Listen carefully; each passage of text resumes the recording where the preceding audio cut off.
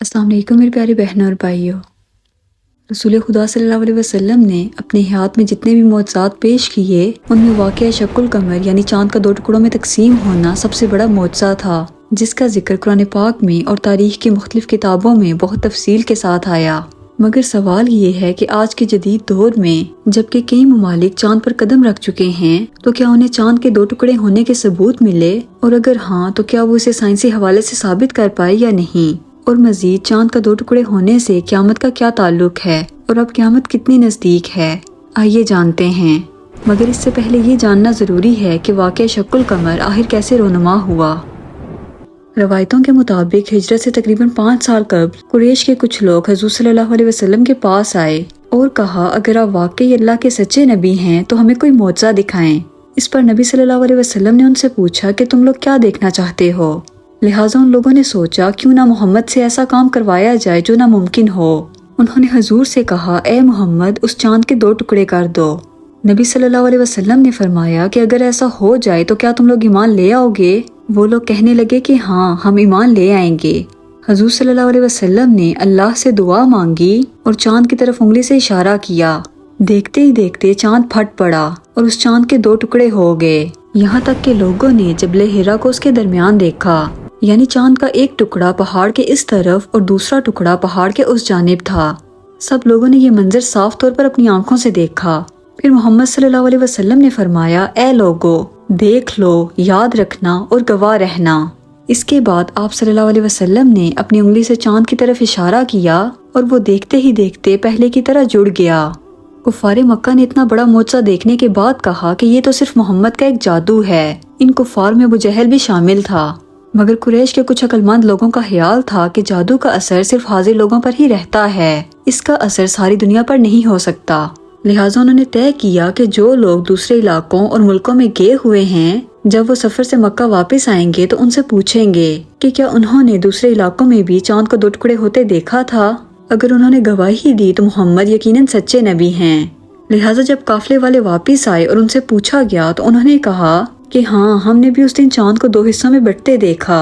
لیکن قریش کے لوگوں نے اس کی یہ تعویل گھڑی کہ جادو دراصل پورے آسمان پر کیا گیا تھا، اس لیے جس نے بھی چاند کو جہاں سے بھی دیکھا انہیں وہ جادوئی منظر دکھائی دیا۔ اس تعویل کے بعد چند ہی لوگ رسول خدا صلی اللہ علیہ وسلم پر ایمان لائے اور باقی گمراہ ہی رہے، یہاں تک کہ ہندوستان سے لوگ آپ صلی اللہ علیہ وسلم کے پاس آئے اور چاند کو 2 ٹکڑے ہوتے دیکھنے کے بعد آپ پر ایمان لائے۔ تاریخ میں ملتا ہے کہ انڈونیشیا کے ایک علاقے مالابار کے بادشاہ نے جب چاند کو 2 ٹکڑے ہوتے دیکھا جس کا نام چکراوتی فارمس تھا، اس نے اس واقعے کو ایک دستاویز کی شکل میں لکھوا دیا جس کے ریکارڈ آج بھی موجود ہیں۔ اس طرح جنوبی ہند کے ایک راجہ چیرمن پیرومل نے اس رات اپنے محل سے چاند کو 2 حصوں میں بٹتے دیکھا تھا اور بعد میں ان دونوں بادشاہوں نے اسلام قبول کیا تھا۔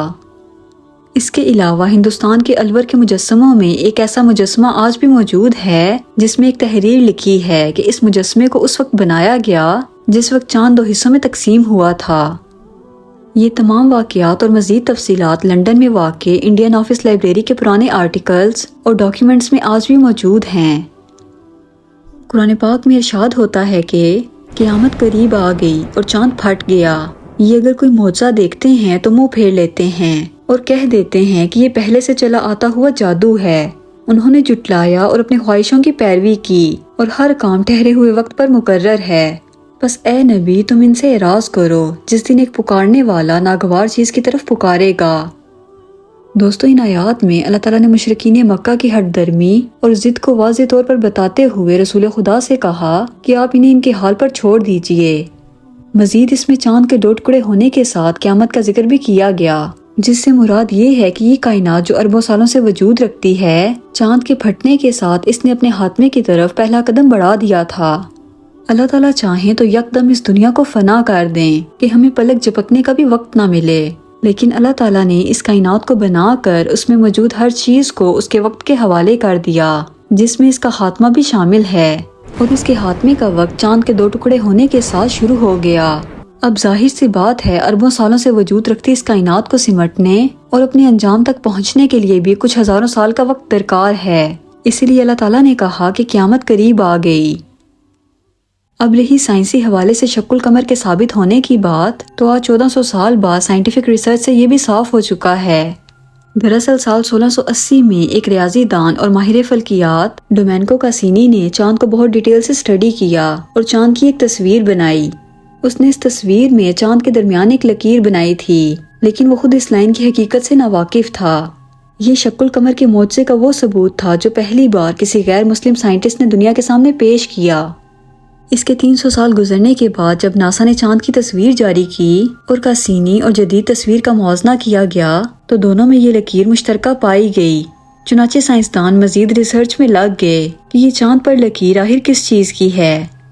جیسا کہ اللہ تعالیٰ نے قرآن پاک میں بارہا ارشاد فرمایا کہ اس کائنات میں عقل والوں کے لیے نشانیاں ہیں، لہٰذا ایسا ہی ہوا، مزید گرہیں کھلتی گئیں۔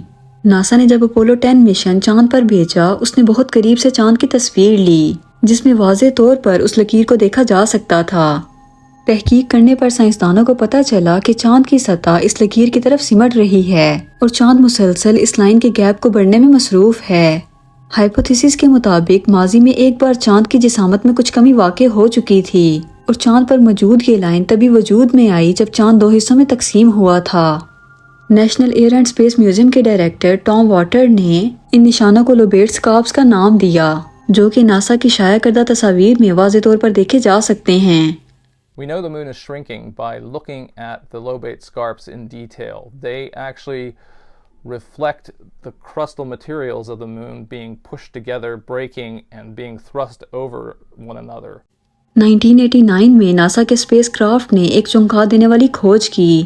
یورینس کے 5 چاند میں سے ایک چاند جس کا نام میرینڈا ہے، یہ اچانک سے خلا سے آنے والے کسی اسٹرائڈ سے ٹکرانے کے بعد ٹکڑے ٹکڑے ہو گیا، لیکن حیرت انگیز طور پر کچھ ہی دیر بعد گریوٹی نے اسے پھر سے پہلے ہی کی طرح جوڑ دیا، جس نے غیر مسلم سائنسدانوں کو بھی یہ ماننے پر مجبور کر دیا کہ اس وقت کی طرح ماضی میں ہمارے چاند کے ساتھ بھی کچھ ایسا ہی ہوا ہوگا، جو یہ بات ثابت کرتی ہے کہ بے شک حضرت محمد صلی اللہ علیہ وسلم اللہ کے سچے رسول ہیں اور اللہ کی ذات کچھ بھی کرنے پر قادر ہے۔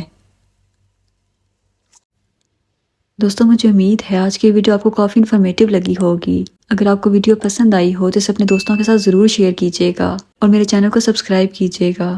ملتے ہیں اگلی ویڈیو میں۔ اللہ حافظ۔